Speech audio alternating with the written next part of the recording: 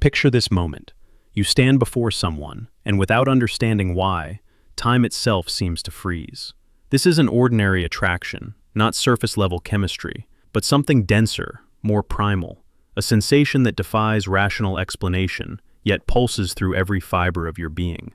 Have you experienced meeting someone and feeling you've encountered them before, in another place, another era, perhaps another existence? Carl Jung termed this synchronicity. These meetings aren't random coincidences, but responses from the unconscious to a soul's profound need. Perhaps you felt it, that gaze penetrating your masks, that voice silencing the world's chaos around you. You can't explain how, yet you know this person arrived for a purpose. And despite any resistance, something within whispers, quote, zero. Before we continue, I want to ask something of you. Take a moment. Breathe deeply. Reflect on everything you've transformed, on what your soul has released to become more aware. Jung believed that when two personalities truly connect, both undergo transformation. But what happens when this transformation becomes so powerful, it threatens to collapse everything you believed about yourself? Are you prepared to face the eyes of someone who mirrors your shadow? Because certain souls don't arrive to accompany you, but to awaken you, to reveal what you pretended not to see. And if you're conscious enough, if you don't hide behind fear, you'll understand this connection didn't come to bring calm, but to reveal who you genuinely are. What if destiny weren't a straight line, but a series of encounters orchestrated by your unconscious?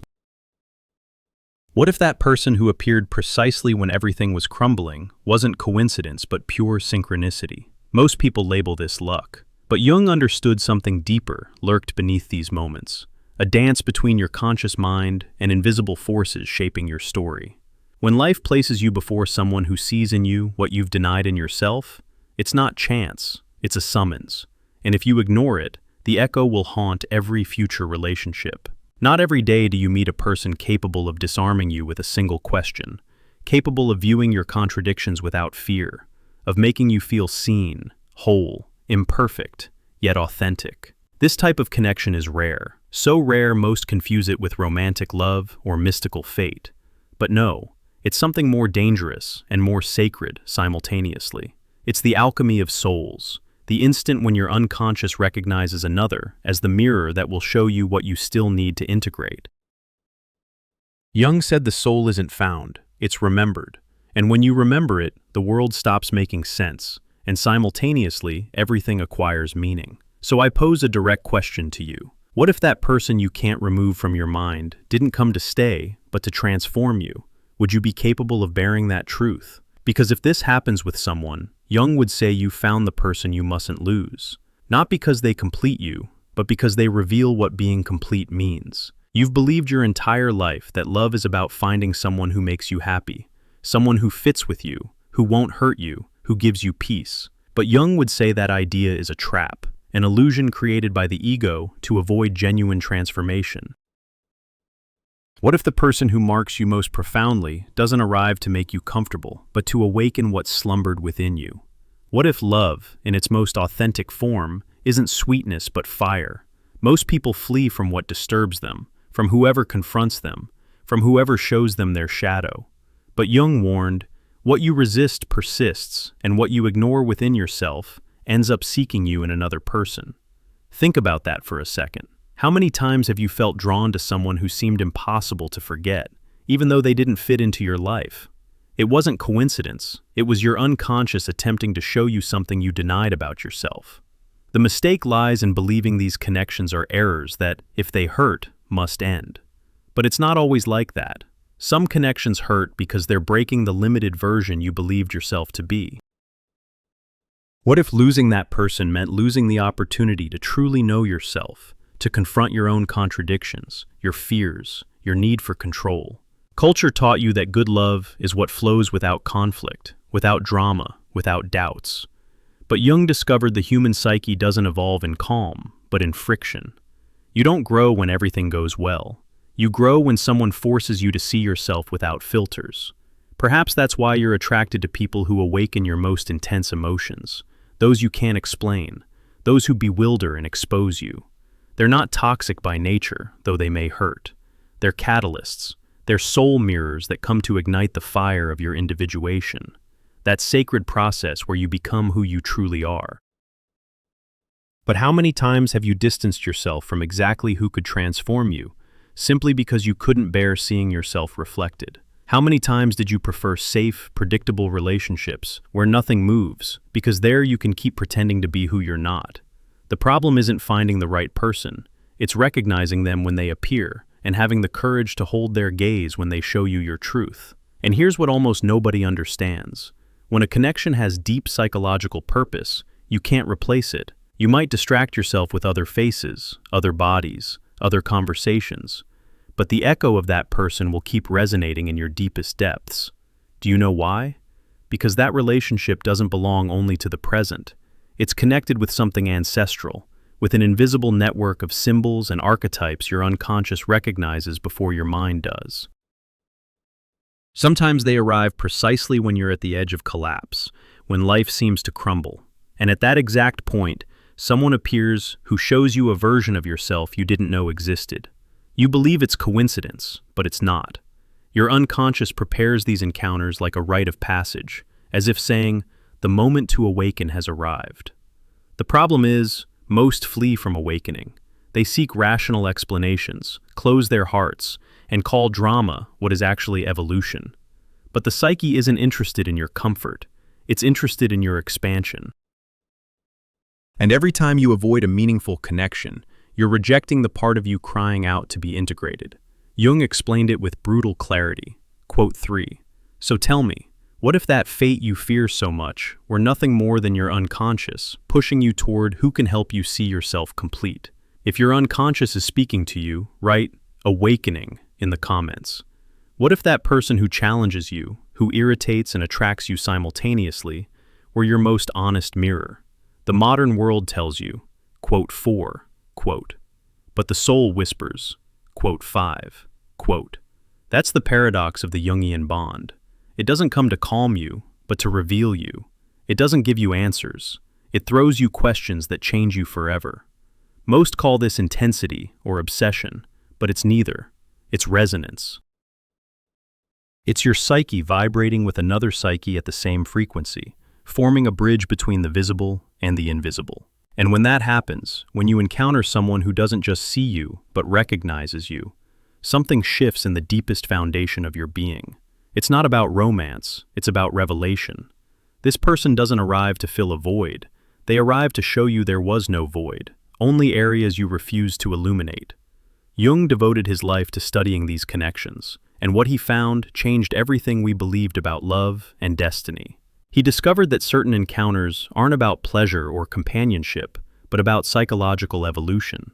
They're soul contracts, meetings prepared long before you were aware of them. And when these encounters occur, you can't ignore them without consequences. Because the psyche has a memory, and what you don't integrate now will return later, more intense, more demanding, until you learn the lesson. Have you noticed how some people never completely leave your system? Years pass, you've had other relationships, other experiences, yet their presence remains latent in your thoughts, in your dreams, in that inexplicable feeling when you hear a song or see a landscape. It's not attachment, it's not nostalgia. It's your unconscious reminding you that something remains unfinished, that there's a piece of yourself you haven't yet retrieved from that encounter. And this is where most make a fatal mistake. They believe the solution is forgetting, moving on, filling the space with new people. But Jung knew forgetting is impossible when the connection touched something essential in you. The only path is integration. Understanding what that person awakened in you, what they reflected, what they challenged you to see. And when you achieve that, when you finally understand the message their presence brought, something extraordinary happens. You stop needing them physically, but you carry their essence transformed into wisdom. This is what differentiates a superficial connection from a profound one. The superficial leaves when the person departs. The profound transforms into part of your psychological structure, into conscious knowledge you carry forever. It's like Jung's alchemy, where base metal transforms into gold. The encounter is the base metal. Conscious integration is the gold. And most people never reach the gold because they flee from the heat of the furnace. Now think about this carefully. If there's someone in your life, or there was someone, who generated that indescribable resonance in you, who made you feel simultaneously vulnerable and powerful, confused and lucid, broken and whole. That person isn't there by accident. Your unconscious chose them from thousands of faces, from millions of souls, because they carry the exact medicine you needed for your evolution. But here comes the hardest part. That medicine isn't always sweet. Sometimes it's bitter, painful, uncomfortable. Sometimes it forces you to see what you've been avoiding for years. It makes you confront your traumas, your fears, your defense patterns. And that's when most run. They call the connection toxic. They blame the other person. They escape into more comfortable relationships. But what they don't understand is they're not fleeing from the person. They're fleeing from themselves, from the part of them that person was reflecting. Jung said it clearly. The encounter with oneself is one of the most unpleasant encounters we can have, because it forces us to see we're not who we believed ourselves to be. It shows us our shadows, our contradictions, our masks. And when another person becomes the mirror of that encounter, they become simultaneously the greatest blessing and the greatest challenge. So if you're living this, if you're experiencing a connection you can't rationalize, that consumes you, that transforms you, don't pathologize it. Don't try to fit it into conventional categories of love or sanity. Understand it's a call from your soul, an opportunity the universe is offering you to evolve. And yes, it will be intense. Yes, it may hurt. Yes, it might dismantle you. But on the other side of that dismantling is a more authentic, more conscious, more complete version of yourself. The question Jung would pose is simple. Are you willing to pay the price of awakening? Because that connection, that person, is the price. Not in the sense of losing them, but in the sense of allowing yourself to be transformed by what they reflect in you. And if the answer is yes, if you're willing to look without flinching, then you've understood what few understand. That true love isn't about possession or permanence. It's about transformation and transcendence.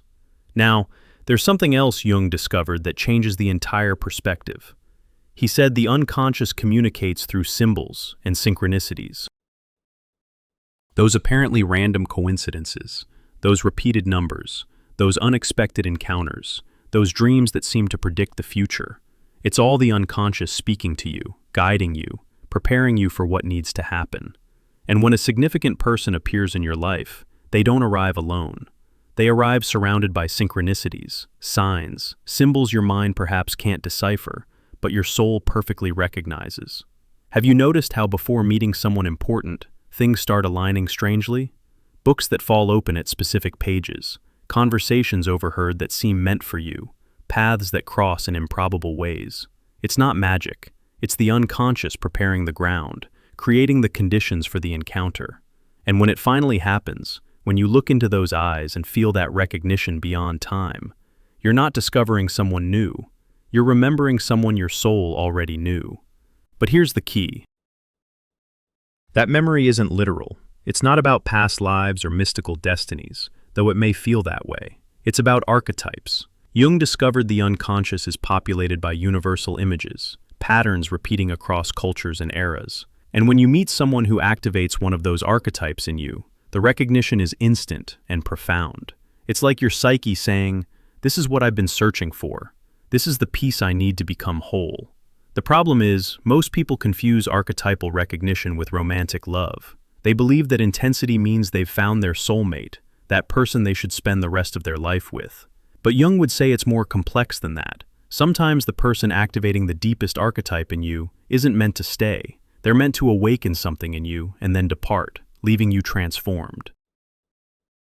Their purpose isn't permanence, but catalysis. And this is where pain arises. Because the ego wants to retain, wants to possess, wants to convert that transformative experience into a conventional relationship. But the soul knows some encounters aren't meant to be domesticated. They're meant to be wild, intense, brief if necessary, but always transformative. And when you try to force them into structures they don't fit, you lose both the person and the lesson. So what should you do if you're experiencing a connection like this? First, recognize it for what it is. Don't minimize it. Don't rationalize it. Don't try to make it fit into familiar categories. Acknowledge it's something larger than you, something your unconscious orchestrated for your evolution. Second, allow the transformation. Don't resist the discomfort. Don't flee from the revelation. Let that person show you what they came to show you, even if it hurts, even if it dismantles you. Third, and this is crucial, don't make it about the person. They're the mirror, but the work is yours. What you see reflected in them, the emotions they awaken in you, the parts of yourself they make visible, all of that is your responsibility to integrate. They're the catalyst, but the alchemy occurs within you. And fourth, if the time comes when that person must leave, let them go with gratitude, because their departure doesn't erase the transformation. What they awakened in you stays forever. Jung said something that revolutionizes everything. Quote 7. Notice he doesn't say both are united or both are completed. He says both are transformed. The purpose isn't fusion, but evolution. And sometimes evolution requires separation. Sometimes the greatest act of love is allowing the other to follow their path while you follow yours, both transformed, both more conscious, both more complete. And here's the deepest mystery. When you genuinely integrate what that person awakened in you, something magical happens. You stop needing them, but you never stop carrying them. They become part of your psychological structure, a voice in your inner dialogue, a presence in your consciousness, not as a ghost of the past, but as living wisdom, as a lens through which you now see the world differently. This is what Jung called the conjunctio, the sacred marriage of opposites, occurring not between two people, but within your own psyche. That person was the external representation of an internal process, and when that process completes, you don't need the external representation anymore. You've integrated it. You've made it yours. You've transformed it into consciousness. But most people never reach this point because they can't let go. They cling to the person, to the experience, to the memory, without understanding that clinging prevents integration. It's like trying to keep a butterfly in your closed fist. You kill what you're trying to preserve. The only way to truly keep the essence of that encounter is to open your hand and let it fly, trusting that what's yours will remain with you in a different form. Now, there's something Jung said that few truly understand. He spoke about the shadow, that part of ourselves we reject, we deny, we project onto others. And he discovered that our most intense attractions and repulsions are always related to the shadow. We're attracted to people who carry qualities we've repressed in ourselves. We're repelled by people who reflect aspects we refuse to acknowledge in ourselves. So when you feel that inexplicable pull towards someone, when you can't stop thinking about them, even though logically it makes no sense, ask yourself, what quality in them am I not allowing in myself? What are they showing me that I need to integrate? Because that's the real gift of the connection, not the person themselves, but what they reveal about you. And this leads to a profound realization. Every significant person in your life is a messenger of your unconscious. They arrive carrying information about parts of yourself you haven't recognized yet. Some show you your light, others your darkness, and the most important ones show you both simultaneously. Those are the ones who transform you most deeply, because they don't let you hide in partial self-knowledge. They force you to see yourself completely.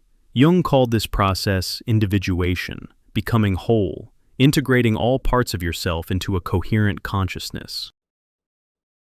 And he said it's the most difficult and most important journey a person can undertake, because it requires seeing yourself without filters, without illusions, without the comfortable lies we tell ourselves to sleep at night. And most people prefer to sleep.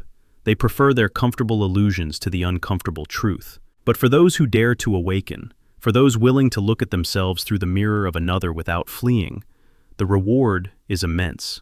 It's not happiness in the conventional sense. It's something deeper, more stable. It's integrity. It's authenticity. It's the peace that comes from knowing yourself completely and accepting yourself without conditions. And that person, that connection that seemed to turn your world upside down, was the price of admission to this state. They were the ticket, the key, the doorway. And whether they stayed or left, whether the relationship lasted a day or a lifetime, their purpose was fulfilled the moment they catalyzed your awakening. So, here's what Jung would tell you if he could speak to you now. Don't mourn what didn't last. Don't regret what hurt. Don't wonder what could have been. Instead, honor what was. Honor the transformation. Honor the awakening. Because that person, in their presence or absence, gave you the greatest gift anyone can give. They showed you yourself. And once you've seen yourself truly, once you've integrated that vision, nothing is ever the same again. You stop seeking completion in others because you found it in yourself. You stop fearing abandonment because you've learned you can't lose what you truly are. You stop projecting your shadow because you've integrated it into your consciousness. And you start living from a place of wholeness, of awareness, of presence. That's the true miracle of these encounters. Not that they last forever, but that they change you forever. Love isn't a refuge, it's a mirror. And whoever manages to reflect you without fleeing deserves your eternal gratitude, even if they only stay an instant. So if this ever happens with someone, if you look into their eyes and feel you're not meeting them, but remembering them, if you notice the universe speaking to you in coincidences, and if their presence propels you to be the most honest version of yourself, then you already know what Jung would say. Don't let them escape, because losing them wouldn't be losing a person, it would be losing a part of your own awakening. And when that happens, when life offers you a reflection so clear, so deep, that you could recognize yourself entirely in it, there's only one question that truly matters. Are you going to have the courage to look at yourself, or are you going to look away? Because in the end, Jung was right. What we most need to find usually awaits us exactly where we least want to look. And sometimes that place has the form of a gaze, of a shared silence, of a synchronicity you can't explain. But if you manage to see it, if you manage to understand it, then you'll have found something greater than love. You'll have found consciousness. Now silence. Breathe. Let everything you've just heard settle within you, because perhaps without noticing, you've just understood something your mind has been searching for years, and your soul already knew. It's not about love, nor destiny, nor magic. It's about recognition. Recognizing that everything you've lived, every person who has broken or healed you, formed part of the same journey. The journey of remembering yourself. Jung said it with a clarity that transcends time. The meeting of two people is like the contact of two chemical substances. If there's any reaction, both are transformed. And now you understand it. Not all reactions are sweet. Some burn, some destroy. But every authentic transformation begins with a fire. That fire is the connection, the invisible spark between you and that person who appeared as mirror, catalyst, or challenge. And that's why you're here, because part of you already understood that losing them wouldn't simply be letting someone go, but extinguishing an opportunity to see yourself in all your truth. Not all people who cross your path are destined to stay, but some, even if they leave, never leave completely. They remain present in the way you think, in the manner you feel, in the depth you reached after knowing them. They're the soul's footprints, the unconscious memories that aren't erased because they don't belong to time. And it's here where Jung went further than any romantic philosopher. He didn't see in love a search for the other half, but a movement of the psyche toward wholeness. The soul doesn't seek company, it seeks completeness. And sometimes the mirror of that completeness has a name, face, and gaze. Think for a moment about all the times you said, "I can't forget them." What if it wasn't forgetting you needed, but integration? What if what the soul tries to do isn't release, but learn to hold without possessing? Because that's what changes everything. Knowing you can love without retaining, see without clinging, remember without pain. The ego calls that loss. The soul calls it evolution. Not everyone comes to understand it. Many keep searching for what they already have within. They jump from relationship to relationship, trying to find what they'll only discover when they look at themselves without fear. And others stop, look back, and understand that every person they loved was a disguised teacher. Every rupture, a growth ritual. Every reunion, an opportunity to integrate what they couldn't see before. Perhaps that's the true meaning of not losing that person, not losing the consciousness they gifted you, because they are the key, the threshold, the living symbol of what Jung called individuation, the awakening of what you already are beneath everything you pretended to be. And in that understanding, something changes forever. You start looking differently. You no longer cling to who leaves. You no longer idealize who arrives. You simply observe. You understand that all encounters are mirrors, and that each mirror reflects a stage of your evolution. Some show you your light, others your shadow, and a few show you the balance between both. Those are the ones who leave a mark on your existence. They teach you to look with the soul's eyes, to listen to the silence between words, to feel without fear of what you'll discover. Because when someone sees you completely and doesn't flee, they're showing you how to love yourself without conditions. The ego doesn't understand that. It wants guarantees, it wants promises, but the soul only wants presence. It wants to be seen, recognized, embraced in its totality. That's why he said that loving consciously is one of the most revolutionary acts a human being can perform. Because loving like that implies looking at yourself in another's mirror without judging, without possessing, without fleeing. Loving knowing the other didn't come to save you, but to remind you what you'd forgotten. Perhaps that's what you needed to hear today, that you're not broken, that you lost nothing, that you're simply awakening. And yes, sometimes awakening hurts, but that pain isn't punishment. It's a sign of expansion. It's your psyche breaking the limits of its old skin. So when you look back and remember that person, don't do it with nostalgia. Do it with gratitude. Because without knowing it, they helped you cross the most difficult threshold, that of knowing yourself. And if someday life places a connection like this before you again, don't resist. Look at it with awakened eyes, with an alert soul. Don't try to define or control it. Just live its symbol. Because while the ego's love seeks permanence, the soul's love seeks transcendence. And that's the true miracle. Not finding someone who completes you, but having the consciousness to recognize who awakens you. That's the hidden teaching behind all of Jung's words, that what we call destiny is nothing but the unconscious seeking to be seen, and that every person who marks you, every synchronicity that shakes you, every emotion you can't explain, is the soul trying to tell you, remember who you are. So if this happens to you with someone, if you look at them and feel the universe stops, that there's something ancient and eternal between you both, then don't ignore it, don't rationalize it, just honor that instant. Because perhaps, just perhaps, that moment is the purest reminder that you're not here to seek soulmates, but to find pieces of yourself reflected in others. And when that happens, when you recognize the other as part of your inner journey, you can't truly lose them anymore. Because their energy, their symbol, their lesson, stay with you fused in your consciousness like alchemical gold in the forge of your story. And there, right there, you discover the deepest truth Jung tried to leave the world. Whoever looks outward dreams, whoever looks inward awakens. And if you've looked inward thanks to someone, then you've already awakened, and there's no loss that can extinguish that. If you accept this transformation today, write alchemy in the comments. And so we arrive at the end of this inner journey. If these words resonated with you, if you felt something within you awakened, don't ignore it. That means you're ready to continue exploring. On this channel, we discuss psychology, consciousness, emotions, and the mysteries of the human soul.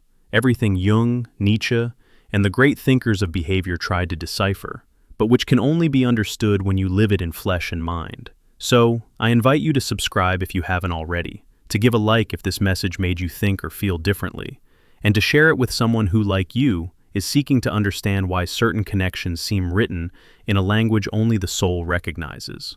Because awakening isn't a solitary act, it's a chain, and every time you share consciousness, you ignite another mind. See you in the next video, where we'll continue unraveling the labyrinths of the soul, and understanding that what appears dark is often only the antechamber of light. Until then, keep your mind open and your soul awake.